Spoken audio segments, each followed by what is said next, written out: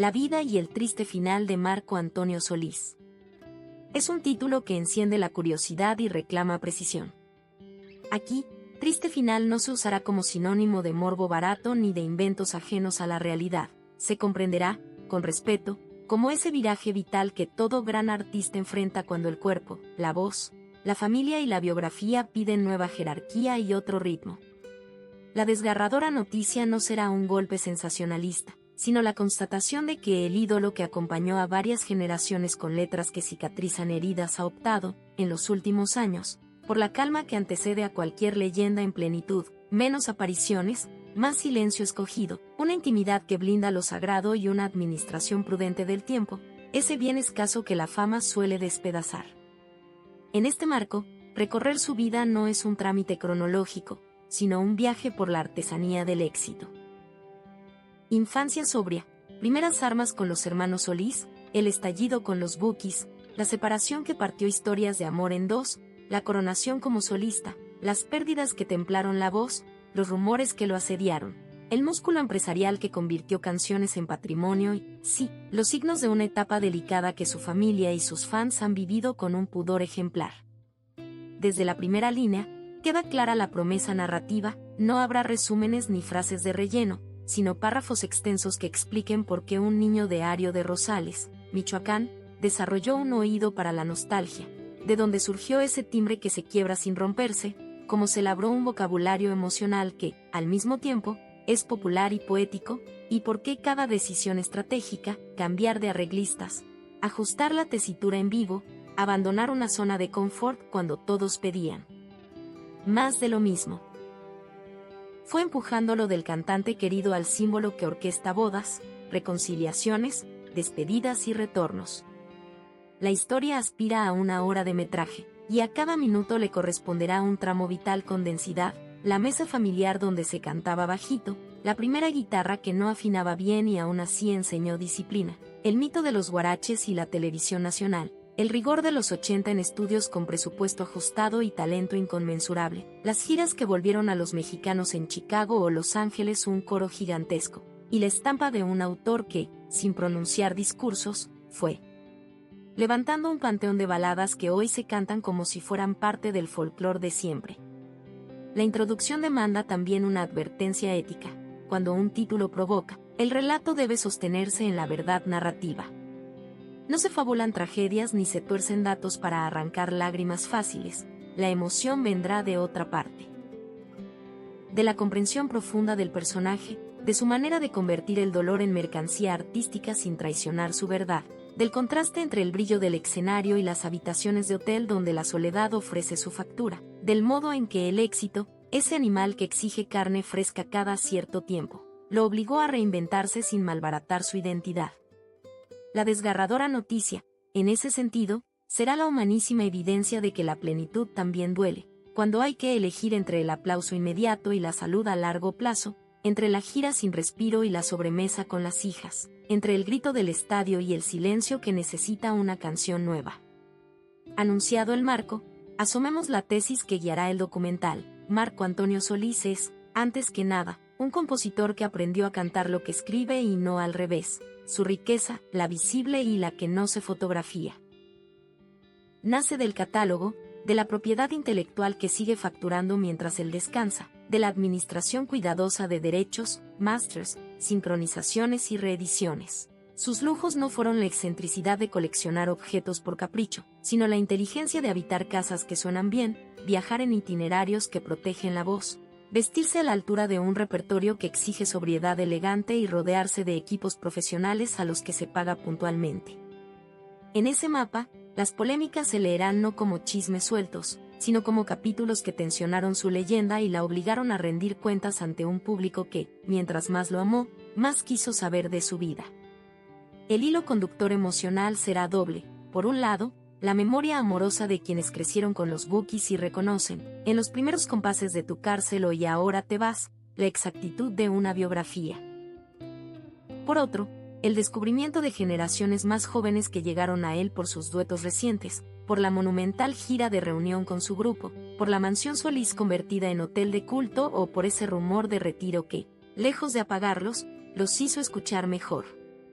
Así, el relato no se quedará en el recuento de éxitos, iluminará los pasillos de camerino, la gramática íntima de un ensayo, la negociación con una disquera, la lógica con la que se fija un cachet o se diseña un tour que no reviente a la banda. Importa, desde ya, fijar la brújula de la última estación. Cuando hablemos del triste final no se colocará una lápida falsa ni se dramatizará lo que pida mesura. Se explicará por qué, en cierto punto, un artista que cantó la intensidad del amor decide cantarle también al silencio, como la salud, con episodios que la familia ha preferido reservar. Impone ritmos, como los cercanos enfrentan el temor de ver al gigante cansarse y, sin embargo, agradecen verlo dueño de su calendario. Ese tránsito, lejos de restarle estatura, le añade grandeza. No todo final es clausura, a veces es la antesala de la conservación del mito. En esa clave, el documental se propone una arquitectura por capítulos que no sacrifica detalle. Cada estación traerá más de 8 párrafos amplios y explicativos, pensados para sostener una narrativa de largo aliento. Y con esa promesa hecha, regresemos al origen, a Michoacán, donde la humildad moldeó la sensibilidad y la sensibilidad, con el tiempo, produjo una de las fortunas culturales y económicas más singulares de la música latina. La historia comienza en un territorio de calles polvosas y voces francas, donde una guitarra puede ser un pasaporte y una canción, la primera casa propia. Allí, el niño Solís descubrió que había una forma de hablar que no usaba gritos ni discursos, la música. Y con ese idioma, años después, levantaría un imperio sin levantar la voz. La audiencia que entra hoy a este documental buscando respuestas también hallará preguntas. ¿Qué es, en realidad, el lujo para un músico que vive de la emoción? ¿Cuál es la cifra que mejor describe la fortuna de alguien cuya riqueza principal es que el pueblo lo cante? ¿Qué noticias desgarran más, las que inventa la prensa o las que dicta el cuerpo? Responderemos sin prisa y sin concesiones a la exageración. Así se honra a un artista y así se escribe una crónica que se sostiene sola. Capítulo 2, Ario de Rosales, Michoacán, infancia, fe doméstica, primera guitarra y la formación de una sensibilidad que haría historia. Ario de Rosales, Michoacán, es un mapa de infancia hecho de patios, voces de mercado y celebraciones patronales donde la música es menos espectáculo que respiración colectiva. Allí nació el 29 de diciembre de 1959 el niño que, con los años, firmaría decenas de canciones capaces de resumir en 4 minutos una vida completa. Su casa no era de lujos, pero sí de valores claros. El trabajo honra, la palabra se cumple, la mesa se comparte, la fe sostiene, el talento se cultiva y no se presume. Ese ecosistema sin estridencias explica, mejor que cualquier mito, por qué su romanticismo no es empalagoso. La emoción, para él, viene de la verdad y no del adorno. En ese hogar sonaban, en primer plano, las voces de la familia y, de fondo, la radio. La radio como escuela sentimental y como noticiero del mundo, la radio que acercaba boleros, rancheras y baladas internacionales con la misma naturalidad con la que el viento cruza las calles. El niño escuchaba y repetía, primero de memoria y luego con una guitarra que llegó como llegan los amores serios, sin ruido, con paciencia. Esa primera guitarra, modesta, con cuerdas caprichosas, no era un juguete, era un compromiso. La afinación a veces traicionaba, pero el oído ya estaba en camino.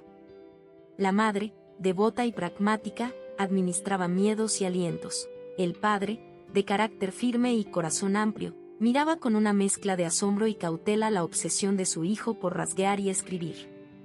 En muchas familias latinoamericanas, el arte es visto como un riesgo. En la de los Solís, fue asumido como una posibilidad siempre que viniera acompañado de disciplina. Ese pacto doméstico, tú te esmeras, nosotros te cuidamos, creó un artista con los pies en la tierra y la cabeza en las nubes necesarias para imaginar melodías. Mientras otros niños perseguían una pelota hasta que se hiciera de noche, él perseguía una estrofa hasta que cerrara la idea. No por rareza, sino por vocación temprana. La escuela lo formó en lo básico, la calle, en lo humano, la iglesia, en un ritmo interior donde la gratitud y la humildad dejan huella. Ese humus cultural, tan propio de Michoacán, inoculó en su obra una cadencia de plegaria laica. Incluso cuando canta al desamor, lo hace como quien reza sin aspavientos. A los 10, 11 años, ya escribía versos que sorprendían por su claridad emocional. No eran todavía las letras que luego se volverían himnos, pero tenían el tono, una franqueza que no pide permiso para decir me duele, te extraño, aquí sigo. La familia empezó a entender que aquello no se pasaría con la edad. Y cuando una vocación no pasa, se convierte en destino si encuentra los cómplices adecuados. El primero fue la guitarra, el segundo, su primo Joe, el tercero, el público local que los vio pararse sin miedo en plazas y ferias. La geografía de provincia no limita cuando hay un oído en construcción, al contrario, afina. El niño aprendió a escuchar conversaciones, a observar despedidas en terminales, a registrar miradas en bailes, a traducir silencios en líneas melodiosas. Esos apuntes, invisibles en su momento, serían la cantera de su técnica mayor. Hacer de lo cotidiano un acontecimiento poético sin que nadie sienta que le hablan en difícil. Esa es la elegancia del Solís adolescente, nunca confundir profundidad con complicación. Las primeras apariciones públicas condensaron el aprendizaje. Con bocinas prestadas y vestimenta sencilla, 2 chamacos, guitarra en mano, se plantaban frente a su pueblo y ofrecían canciones que todavía olían a cuaderno nuevo. No había más espectáculo que la convicción. Y cuando un adolescente canta con convicción, el público, que reconoce el hambre de verdad, lo adopta. Así empezaron a sonar los nombres de Marco Antonio y Joel en localidades vecinas, hasta que la lógica de la provincia hizo su trabajo. Alguien conocía a alguien que podía abrir una puerta más grande. El hogar, mientras tanto, reforzaba hábitos que luego explicarían su longevidad profesional: llegar a tiempo, no tratar mal a nadie, ni siquiera si el día salió mal.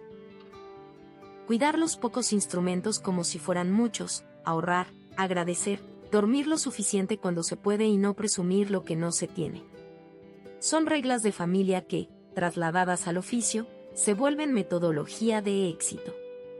Cuando más adelante se hable de su fortuna y de sus lujos, habrá que recordar que todo empezó aquí, donde un vaso de agua, una silla y una guitarra bastaban para hacer el mundo más habitable. Ese niño, sin saberlo, ya traía la semilla de un fenómeno. No porque buscara fama, sino porque buscaba sentido, no porque quisiera conquistar auditorios, sino porque quería que lo que sentía tuviera música. La fama, cuando llega en esos términos, es más estable, no se derrite con el primer sol ni se hiela con la primera crítica. Aprende a esperar, a trabajar y a elegir. El capítulo de la infancia se cierra con una imagen que conviene guardar. Un cuarto pequeño de casa michoacana, una silla de madera, una libreta con tachones, una guitarra que forcejea con la afinación, un niño que escribe a contraluz de una ventana modesta. Ahí empezó todo. Lo demás, programas de televisión, discos de oro, hoteles con su nombre, residencias en Estados Unidos, cifras de taquilla, es la consecuencia espectacular de una escena íntima repetida miles de veces. Capítulo 3. Los hermanos Solís, el bautizo ante México y la fundación de los Bukis. El romanticismo popular encuentra su forma. Antes de la marca que se volvería continental, existió el ensayo general, Los hermanos Solís. Marco Antonio y su primo Joe, todavía imberbes, armaron un dueto que conquistó primero a su municipio y luego a la región. Cantaban baladas y rancheras, probaban armonías, repartían responsabilidades como pueden repartir las dos adolescentes que comparten hambre y pudor, y cargaban con un capital que nada compra: simpatía auténtica. Esa etapa, que algunos reducen a anécdota, fue laboratorio exigente. Se aprende a montar y desmontar equipo, a negociar una fecha, a improvisar ante una falla, a leer al público, a no creer que un buen día garantiza el siguiente. Esos oficios menores de provincia se convierten, con los años, en músculo de estadio. El salto simbólico llegó cuando, ya con el rumor extendido, aparecen en televisión nacional. La televisión, ese espejo que amplificaba lo local para todo el país, los presentó con la mezcla de paternalismo y fascinación con que el centro mira a la periferia: muchachos de guaraches y corazón lleno de música. El comentario, hoy incómodo, fue, paradójicamente, el mejor anzuelo, en su autenticidad estaba la fuerza. México no vio pobreza, vio verdad. Y la verdad, cuando canta afinada, desarma prejuicios y ordena prioridades, la canción delante, el atuendo detrás. Esa exposición, sin embargo, no bastaba para sostener una ambición que ya no cabía en un dueto. A mediados de los 70, Marco Antonio y Joel entendieron que necesitaban armar una agrupación completa, con batería, bajo, teclados y guitarras que permitieran habitar un sonido propio. Nació así Los Bukis. El nombre, Niños en Modismo del Noroeste, encapsulaba bien su espíritu, juventud, hambre, humildad declarada.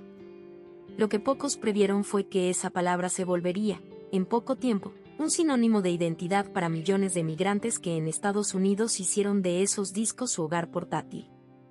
La primera discografía llegó con modestia de medios y grandeza de intuición. Casas de Cartón 1975 colocó una sensibilidad social que no abandonaría del todo a Marco Antonio. El amor sería la columna vertebral, sí, pero la mirada a la vida de la gente no sería la de un turista sentimental. El punto de inflexión, no obstante, vino con Te tuve y te perdí 1977.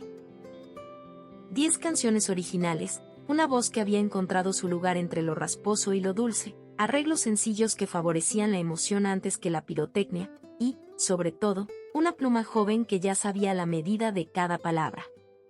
La radio, como un coro de estaciones, lo entendió y lo programó hasta volverlo compañía diaria.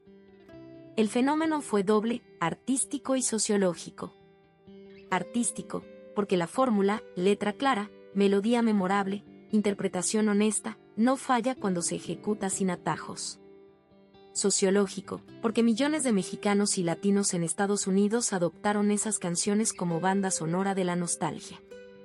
En cada Te extraño había menos lamento que fuerza para resistir, en cada Me duele había menos victimismo que reconocimiento de la herida, en cada Vuelvo había una promesa de dignidad. El romanticismo popular encontró su forma en la voz de un joven que no pretendía encender hogueras, solo contaba la verdad que le ardía. La racha de finales de los 70 y principios de los 80 consolidó la marca. Me siento solo 1978 confirmó que no era golpe de suerte. Luna de miel 1980 refinó la alquimia. Y la segunda mitad de la década instaló el tríptico que hoy funciona como código genético de los Bukis. Me volví a acordar de ti 1986. Si me recuerdas 1988 y ahora te vas como estandarte que enseña, con economía poética, que el abandono puede narrarse sin rencor y con belleza.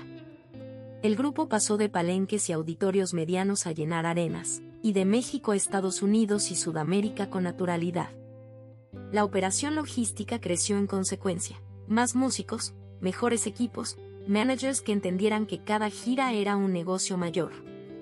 Dentro del grupo, un hecho se volvió incuestionable: Marco Antonio era el núcleo creativo. Escribía, producía, afinaba arreglos, escogía tonos, decidía repertorios, conversaba con ingenieros de audio y, en el escenario, sostenía el peso principal de la interpretación. Esa concentración de responsabilidades tenía un costo, tensiones, cansancio, expectativas que gravitan sobre un solo hombre, pero también un beneficio que explica la consistencia. Cuando el autor está al mando, la identidad no se diluye. Los Bukis sonaban a los Bukis incluso antes de tocar, porque el imaginario estaba claro. Detrás del brillo, se forjó un trato con el público que sería seña de identidad, conciertos largos, de 2 horas o más, en los que el artista promete no bajar del escenario mientras el aplauso dure. El gesto, que suena a frase hecha cuando otros la dicen, en su caso era compromiso real. Esa ética escénica, darlo todo cada noche como si fuera la última, construyó una fidelidad que ni la separación futura ni los años serían capaces de agotar. El público, que distingue el artificio de la entrega, lo convirtió en su confidente principal. En el costado íntimo, aquellos años fundacionales también conocieron el primer asedio de la farándula, la relación con Marisela, la joven de voz nacarada que encontró en Marco Antonio mentor y amor, se volvió material para portadas. Entre lo confirmado y lo inventado, el episodio dejó 2 certezas. Él no estaba dispuesto a convertir su vida en un reality y, sin embargo, Entendía que su obra se nutría de experiencias reales que el público olía. Esa dialéctica, resguardar la intimidad y cantar el corazón en público, lo acompañaría siempre, con aprendizajes que pagarían su peso en oro cuando tocara defender a los suyos de los excesos del foco. La fundación del grupo, en suma, no fue solo un acontecimiento musical, fue la declaración de una manera de entender el amor, el trabajo, la fama y la relación con el pueblo. Por eso los Bookies no son únicamente una nostalgia, son un código compartido. Y cuando ese código se instala, el siguiente capítulo es inevitable, el vértigo del éxito sostenido, las decisiones que exigen entereza y el momento, siempre llega, de asumir que, para crecer, a veces hay que romper. Capítulo 4, Consagración absoluta, discos monumentales, giras que hicieron país y la arquitectura invisible del sonido Solís. La consagración de Marco Antonio Solís no ocurrió en un relámpago, sino en una cadena de noches donde el oficio se volvió rito. Tras el primer gran despegue de los Bookies, llegó la década definitoria, la de los conciertos que empezaban puntuales y terminaban solo cuando el aplauso se rendía, la de las firmas de autógrafos interminables y la de los estudios de grabación que se convirtieron en su segundo hogar. Si algo distingue a esta etapa es la convicción de que no hay canción grande sin un arreglo que la abrace. Una guitarra que respira, un teclado que dibuja el contorno, una base rítmica que pulsa como corazón tranquilo y una voz que entra a tiempo, redonda, sin estirar la nota por vanidad. Ese método, aparentemente sencillo, pedía horas de ensayo y una paciencia que solo tienen los que saben que la emoción no se improvisa. En par. En México y en las comunidades latinas de Estados Unidos, no iba a ver al ídolo, iba a encontrarse con una parte de sí mismo. Cada canción se volvió un espejo, cada coro, una confesión colectiva. En Chicago, Houston, Los Ángeles o Tijuana se repetía la escena, familias completas, 3 generaciones cantando lo mismo con sentidos distintos. El abuelo que recordaba la radio de transistores, el padre que llegó a Estados Unidos con un casete en la guantera, la hija que había descubierto el catálogo en plataformas digitales y lloraba por primera vez Tu Cárcel como si la hubieran escrito ayer.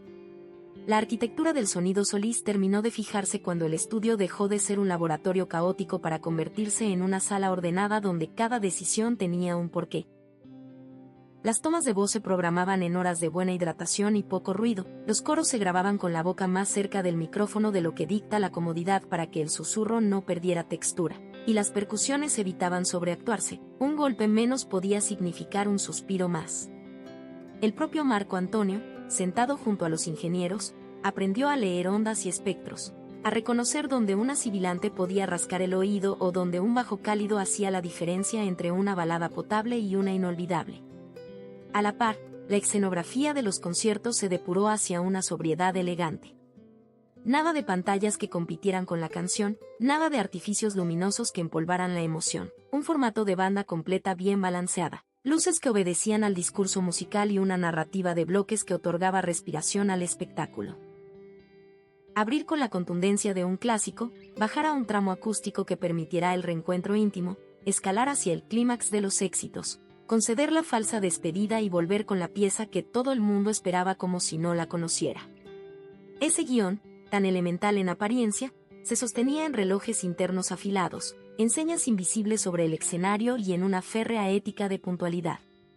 La consagración también fue económica, aunque con un estilo de administración que rehuyó del estruendo. Cuando un artista llena auditorios de 8, 10 o 15,000 personas con consistencia, el negocio ya no es un día bueno, es una temporada. Y una temporada medianamente bien gestionada rinde más que una excentricidad comprada deprisa.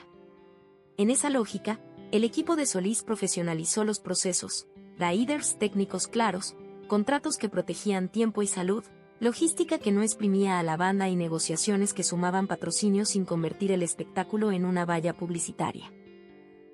La música era la marca, lo demás orbitaba a su alrededor. Mientras tanto, los discos tejían un patrimonio intelectual que hoy explica buena parte de su tranquilidad financiera.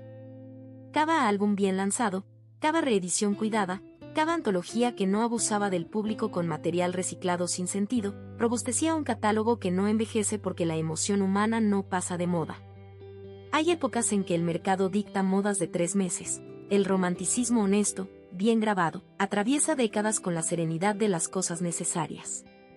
Y si a eso se suma el criterio de seleccionar sincronizaciones con dignidad, series, películas, campañas con tono, la música sigue ganando oyentes en territorios impensados. La consagración, por último, implicó elegir un personaje público coherente. Marco Antonio no jugó al cínico ni al santo. Se presentó como un hombre que canta al amor con el cuidado de quien sabe que cada palabra puede ser bálsamo o cuchillo. Ni discursos moralizantes ni licencias autodestructivas. En la era del exceso, esa normalidad se volvió revolucionaria. Los medios, que aman tanto la caída como el ascenso, tuvieron menos carnada. El público, que agradece la estabilidad de sus referentes, retribuyó con lealtad. En ese clímax, una intuición silenciosa operaba, nada dura para siempre en el mismo formato. El siguiente paso, doloroso para millones que crecieron con el grupo, exigiría separar caminos para que la obra respirara de otro modo. La consagración de los Bukis sería, sin saberlo, el prólogo del vuelo solista de su autor. Y así, con todos los ingredientes de una historia mayor, éxito, oficio, método, público, llegamos al umbral donde la decisión más difícil se vuelve inevitable. A veces, para que una canción siga viva, hay que cantarla desde otro lugar. Capítulo 5, la separación de los Bukis, el salto en solitario y el dolor convertido en canciones que ya son patrimonio. Hablar de la separación de los Bukis es hablar de una cirugía mayor sin anestesia mediática. Después de 2 décadas de trabajo compartido, de noches memorables y giras que se cuentan por victorias, la estructura interna había llegado a un punto de tensión. No eran enemistades de tabloide ni caprichos de estrella, era la realidad de un proyecto donde casi todo pasaba por un solo centro creativo. Mantener cohesionada una maquinaria así, a la larga, cobra factura. La decisión de parar, de decir hasta aquí este formato, no fue un portazo, fue un acto de supervivencia artística. El concierto de despedida en Guadalajara, en 1996, guarda esas emociones cruzadas, gratitud, cansancio, orgullo, miedo. En la grada, lágrimas y aplausos. En el escenario, la conciencia de que el mito se cerraba en el lugar correcto, frente al público que les dio todo. Ese adiós, que con el tiempo solo crecería en leyenda, dejó la mesa puesta para que cada integrante explorara su destino. Para Marco Antonio, el destino tenía nombre de vértigo, subirse a un escenario sin la banda que había sido su casa y comprobar si su voz, sus letras y su presencia bastaban. En pleno vuelo llegó como título y declaración de principios. Nada de homenajes a lo perdido ni de guiños defensivos. Un disco nuevo, con canciones que ya no necesitaban el plural para hacerse cargo de los sentimientos. La crítica coincidió, había continuidad en la sensibilidad y, a la vez, un refinamiento en las texturas. La voz sonaba más cerca, los arreglos le concedían aire, las letras apostaban por el confesionario sin estridencias. El público, que lo había seguido como parte de los Bukis, lo abrazó también como solista. No era un salto al vacío, era un puente sólido. La racha de finales de los 90 y principios de los 2000 escaló ese puente hacia un mirador alto. Trozos de mi alma, con himnos como Si no te hubiera sido y Dónde estará mi primavera, consolidó un tono. Baladas que no niegan la herida pero rehuyen del melodrama. El secreto, otra vez, estaba en la medida. Un verso más y la canción se teatraliza, un verso menos y se empobrece. Solís encontró la longitud exacta de su emoción. Y, como suele ocurrir con la música honesta, el mundo la olió. México, Estados Unidos, Centro y Sudamérica cantaron al unísono esas piezas que pronto se graduaron de clásicas. En ese tramo, el dolor personal dejó de ser rumor y se volvió materia prima digna. El secuestro y asesinato de Leonardo, hijo de Beatriz Adriana a quien Marco Antonio había adoptado con amor, no fue un capítulo de farándula, fue una tragedia real que obligó a redefinir la relación con el silencio, la seguridad y la fe. Nadie sale igual de un golpe así. En su caso, la música fue la forma de respirar bajo el agua. No hay línea directa entre biografía y canción, la buena poesía no funciona como acta, pero sí hay vasos comunicantes. Una serenidad más honda, una compasión más visible, una firmeza que no necesita alzar la voz. El salto en solitario trajo consigo nuevas responsabilidades empresariales. El artista debió convertirse, sin negarse el alma de músico, en estratega de su catálogo, curador de su imagen, negociador de contratos donde la propiedad intelectual y los porcentajes de masters y publishing ya no eran papeles que se firman a ciegas. Aprendió a decir no a ofertas que lucen gigantes y rinden poco. Aprendió a decir sí a proyectos que parecen pequeños y multiplican el valor del nombre a largo plazo. Cada decisión de ese periodo explica por qué, décadas después, su vida económica luce estable sin necesidad de gestos estruendosos. La conversación con otros intérpretes fue otra vía de despliegue. Solís escribió para voces que parecían nacidas para sus melodías, mujeres con timbres de terciopelo o filo, hombres con tesituras emparentadas que encontraron, en su pluma, un traje a la medida. Cuando otros cantan tus palabras y el público siente que son suyas, has construido algo más que un hit, has levantado una casa donde muchos pueden vivir. En el escenario, el solista confirmó que la intimidad puede llenar arenas. Bastaba una lámpara cálida, una guitarra, una banda contenida y ese fraseo que sabe dónde quebrarse para doler y dónde sostenerse para sanar. En el aire, la misma promesa de siempre, no me voy hasta que ustedes me suelten. La consigna no era marketing, era lealtad. El capítulo se cierra con una verdad evidente: separarse de los Bookies no fue una traición a la historia, fue un acto de fidelidad a la música. Si el grupo hubiera seguido por inercia, quizá la grandeza se habría desdibujado. Al cortar, ambos legados, el colectivo y el personal, ganaron brillo. Años más tarde, el reencuentro demostraría que la pausa no fue olvido, sino maduración. Capítulo 6, Imperio, Fortuna y Lujos. Residencias, hotel, autos selectos, viajes, estilo, excentricidades y la logística de un nombre global. Cuando se habla de lujo en Marco Antonio Solís, conviene ajustar el enfoque. No se trata de una lista de objetos brillantes, sino de una manera de vivir que privilegia la comodidad estratégica y la belleza funcional.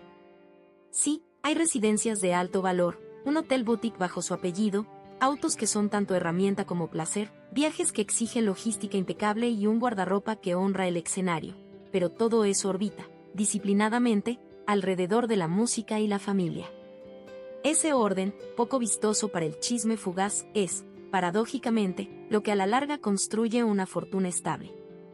La pieza más emblemática de su portafolio es, sin duda, la Mansión Solís en Morelia, convertida en hotel boutique. No es solo un negocio hotelero, es un manifiesto estético.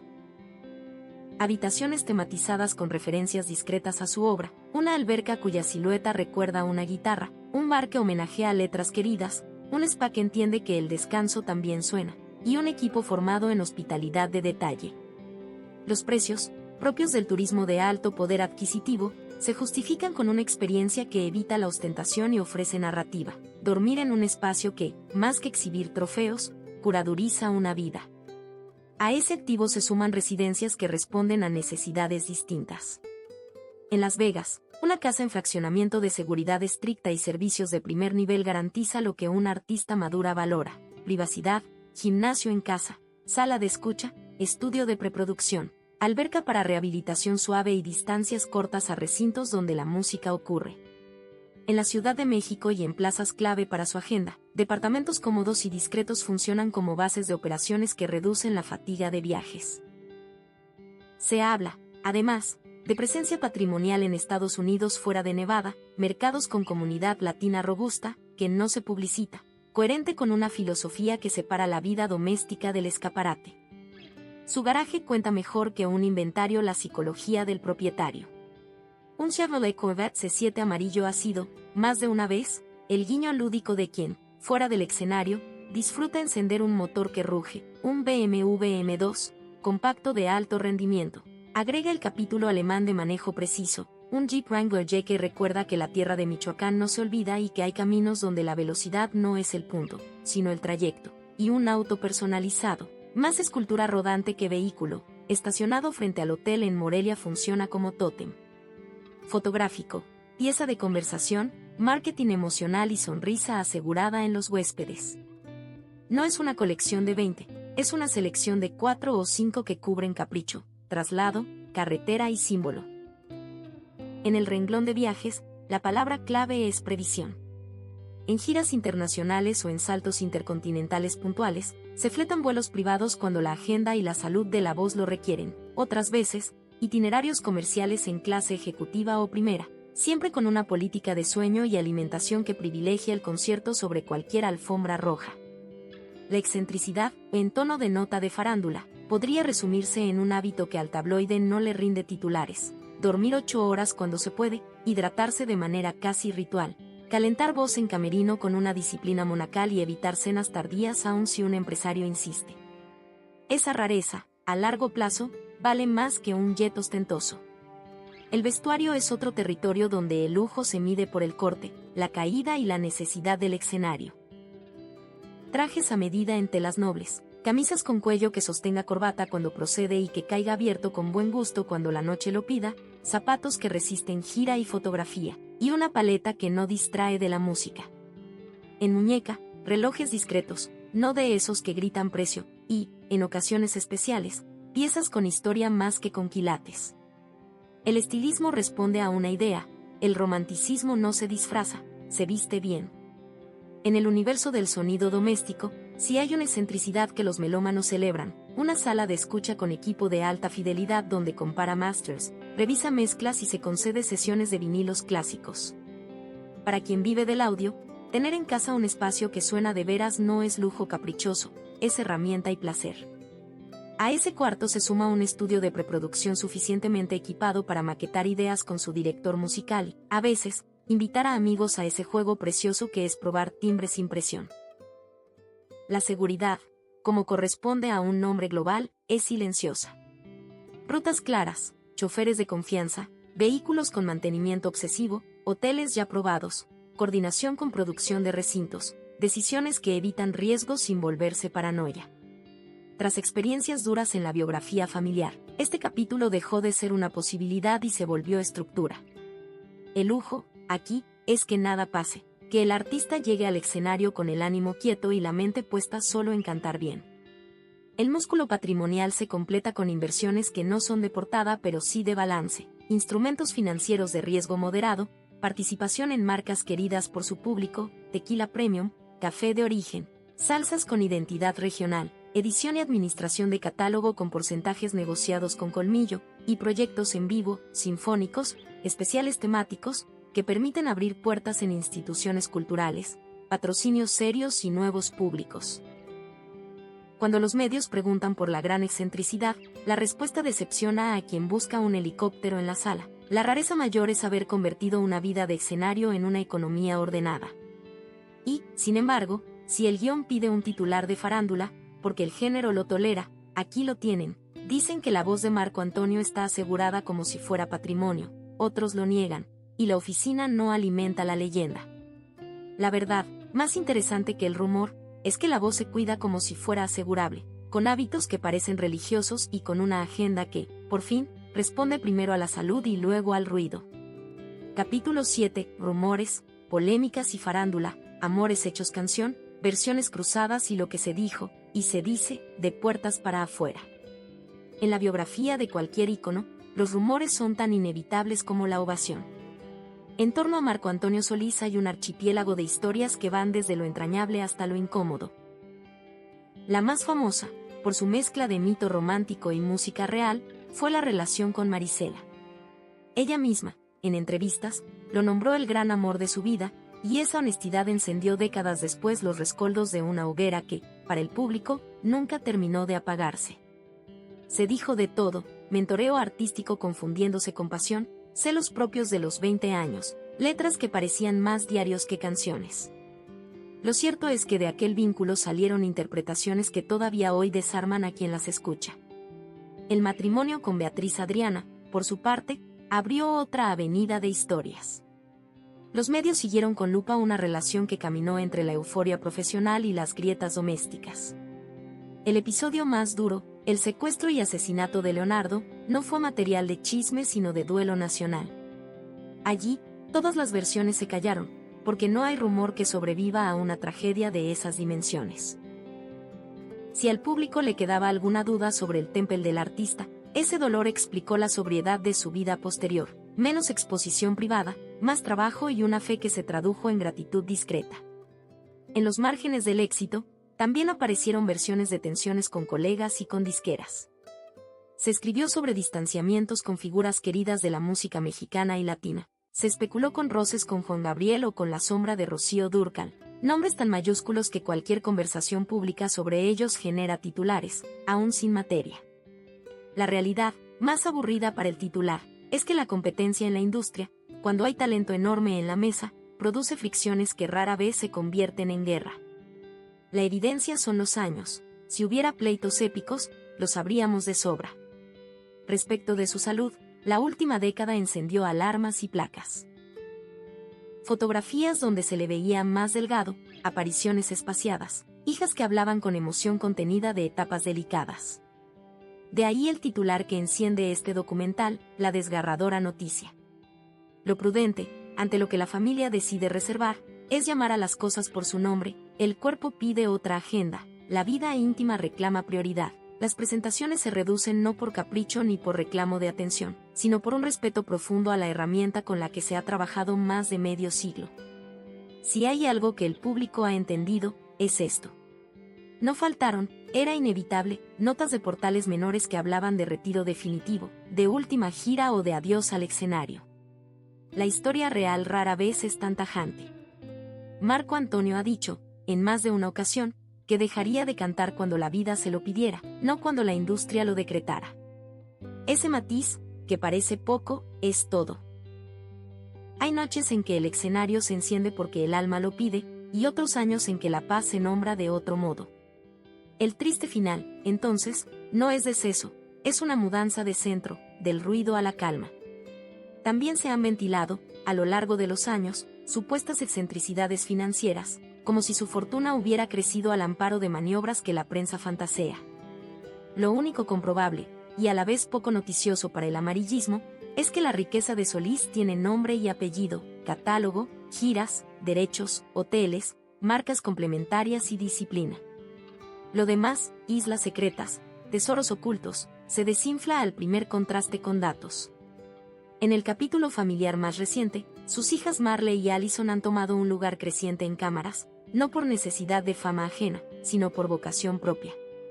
Cantan, componen, y cuando hablan del padre, lo hacen desde un orgullo que jamás se confunde con oportunismo.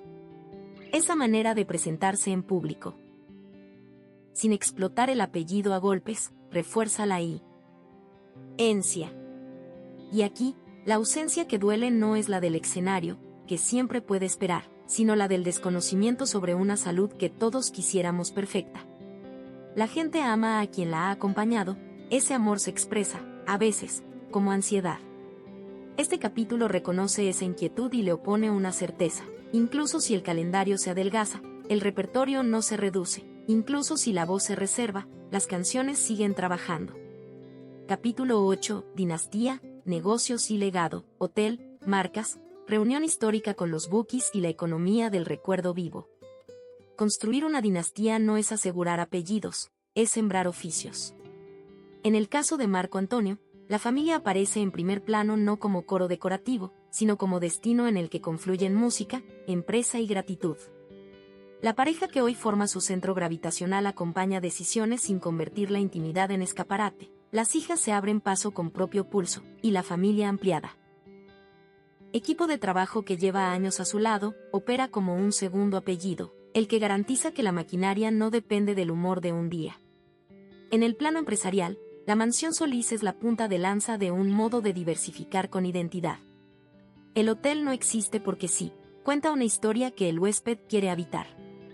A él se suman marcas queridas por el público, tequila de gama media alta con cuidado de origen, café de fincas mexicanas con tueste consistente, salsas con denominación regional que honran la mesa latina, que no buscan desplazar a gigantes del retail, sino construir nichos donde el nombre no es una estampita, es una garantía.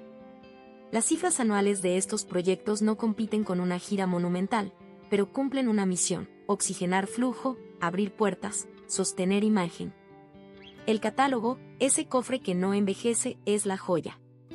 En la era del streaming, la administración correcta de derechos vale oro. Playlists bien curadas, versiones remasterizadas que de verdad mejoran la escucha, duetos puntuales que no abaratan el clásico sino que lo recontextualizan, y sincronizaciones cuidadas en cine y televisión hacen que una canción de 1993 cobre nueva vida en 2025. La economía del recuerdo vivo exige atención diaria. Al algoritmo lo alimenta la emoción, sí, pero también lo apuntalan decisiones técnicas que un equipo centrado sabe tomar. La reunión con los Bookies en 2021, 2022 y su prolongación en fechas selectas posteriores fue la prueba de estrés de la nostalgia bien administrada. No se trató de salir al escenario y cantar como antes, se trató de construir un espectáculo a la altura de la leyenda, con sonido que honrara los arreglos originales, con visuales que no compitieran con la memoria, con repertorio que incluyera a todos y, sobre todo, con una ética que entendió que la reunión era un regalo y no un negocio oportunista. Las taquillas hablaron solas, la emoción, también. A muchos les devolvió un pedazo de juventud, a otros, les regaló una que no vivieron en su momento. Esa reunión, además, tuvo un efecto colateral valiosísimo, amplificó el catálogo en plataformas para audiencias de menos de 30 años que descubrieron a los Bookies como si fueran nuevos. En redes, Tu cárcel y Ahora te vas convivieron con tendencias contemporáneas sin pedir permiso. Y cuando una canción conquista una lista de reproducción juvenil, el patrimonio entero sonríe, no hay aseguradora que pague eso. El legado también se expresa en hábitos profesionales que el entorno aprendió a imitar. La puntualidad como respeto, el trato justo a técnicos y músicos, la exigencia sin humillación, la transparencia en números, la cautela para no facturar hoy lo que quiebra mañana. En Talleres y Corrillos, se repite una frase que vale más que un premio: con Solís se trabaja como se debe. Esa reputación no se compra, se tatúa con años. En términos culturales, su obra ocupa ya ese territorio extraño donde una balada se vuelve folclore.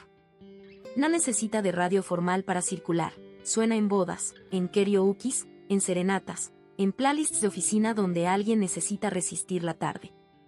Cuando una canción se usa para vivir, la estadística se vuelve entrañable. Los millones de reproducciones no son números, son historias.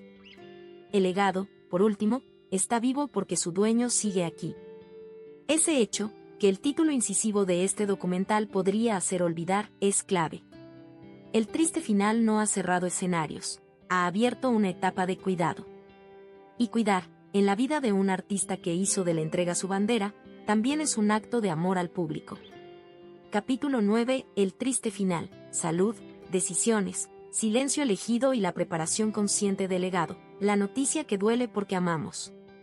Nombrar triste final a la etapa actual de Marco Antonio Solís solo tiene sentido si entendemos de qué hablamos. No de muerte, no de anuncios altisonantes, no de un adiós teatrero, hablamos de ese punto en que el cuerpo, después de décadas de carretera, aeropuertos, hoteles, camerinos y notas altas, pide un nuevo trato. La desgarradora noticia es, en el fondo, la aceptación pública de que las apariciones serán menos, de que la vida doméstica ocupará más, de que la salud manda y de que la música, para seguir siendo música, necesita silencio alrededor. La familia, con una dignidad que honra, ha usado pocas palabras. Las hijas, con voz entrecortada en algunas entrevistas, han dejado ver lo esencial: hay días más buenos que otros, hay decisiones difíciles que se han tomado para proteger al padre y hay una red íntima, casa, médicos, amigos, fe, que sostiene el proceso. El público, acostumbrado a verlo siempre entero, ha sentido el golpe con una mezcla de dolor y gratitud. Duele porque amamos, agradecemos porque todavía está. Los escenarios, que antes eran una fila sin huecos, se han vuelto citas escogidas. La prueba de sonido dura lo que debe, la escala entre ciudades se calcula con margen, la duración del show se ajusta al termómetro real del cuerpo y no a la nostalgia de cronómetros pasados. El artista que prometió no irse hasta que lo soltaran hoy pide, con la serenidad de los grandes, que lo suelten cuando hace falta. Ese pacto de mutuo cuidado es conmovedor. Aplaudir ahora también significa permitir que el ídolo se cuide. La preparación del legado, que la prensa suele convertir en misterio, es más simple: organizar documentos, dejar claras las titularidades de derechos, cuidar masters y multipistas, anotar voluntades respecto de reediciones y duetos póstumos, si algún día existieran, y cerrar con calma asuntos que puedan complicar a la familia. No es romanticismo, es responsabilidad. En eso también se mide a un grande, en dejar la casa ordenada. En lo íntimo, la etapa tiene otros nombres. Sobremesas largas, música escuchada por placer sin tomar notas, fotos viejas que encuentran su marco, caminatas discretas, risas con nietos, rituales de cocina que el escenario no permitía, siestas sin culpa, mañanas sin aeropuerto y un orgullo silencioso de haber llegado hasta aquí sin entregar el alma a los excesos. Para el artista que vivió del aplauso, aprender a vivir del silencio es un doctorado. Y a veces, lo más valiente que puede hacer un solista es cantar menos. La escena que este capítulo deja en la retina es humilde y enorme, una sala con luz de tarde, un equipo de audio encendido, un par de vinilos esperados, una libreta al lado por si una línea visita, una familia cerca, un teléfono que suena poco y una voz que, sin necesidad de micrófono, tararea bajito. No hay periodistas, no hay promotores, hay vida. Y esa vida, si el destino es bondadoso, seguirá latiendo para que, de vez en cuando, un escenario se vuelva a encender. El público, por su parte, ha encontrado formas de acompañar sin invadir, reproducir su música con intención, llevar una canción al que la necesita, contar a los hijos quién es el hombre detrás de Dónde estará mi primavera, asistir, cuando los haya, a conciertos con el respeto de los que saben que cada noche pesa más que hace 20 años. El mito no se alimenta del ruido, se alimenta del cuidado. El triste final, entonces, es en realidad un principio, el del legado consciente. Y si alguna vez la vida decide cerrar definitivamente el telón, como decidirá con todos, el teatro ya estará preparado. Por ahora, el aplauso se queda afuera, esperando cuando toque, y adentro el hombre vive su vida buena. La historia de Marco Antonio Solís, contada sin prisa, con el detalle que merece un documental de largo aliento, confirma lo que intuíamos. No se hace una carrera de 5 décadas con suerte ni con marketing, se hace con un oído que escucha a la gente, con una ética que respeta al oficio y con una administración que no se deja seducir por el brillo de un día. El niño de Ario de Rosales afinó una guitarra que no quería afinar y, a fuerza de tesón, afinó el alma de millones. El joven que se paró en televisión con guaraches convirtió esa anécdota en una lección de autenticidad. El líder de los Bukis supo cerrar un capítulo para abrir otro sin traicionar a nadie. El solista escribió canciones que se cantan como si fueran de todos. El empresario levantó un hotel que es homenaje y negocio. El hombre, hoy, aprende a nombrar lo importante con menos decibeles. La desgarradora noticia no es un golpe de teatro, es la constatación madura de que la salud se cuida y los calendarios se recortan. Y si eso duele, duele de amor. Nadie que haya sido acompañado por sus canciones puede ser indiferente. Pero quizá esta etapa sea la más noble, nos enseña que, además de aplaudir al que sube, hay que saber agradecer al que decide bajar un poco la luz para seguir siendo. Quedan las casas, los autos escogidos, las marcas, los viajes, los escenarios conquistados y las cifras que marean. Pero, por encima de todo, queda lo que no se ve, la manera en que una canción nos salvó una tarde, la forma en que un verso puso en palabras lo que no sabíamos decir, el abrazo que sentimos en un coro que parecía escrito para nosotros. Ese es el verdadero patrimonio de Marco Antonio Solís. Lo otro, la fortuna bien administrada, es la consecuencia de haber honrado el don.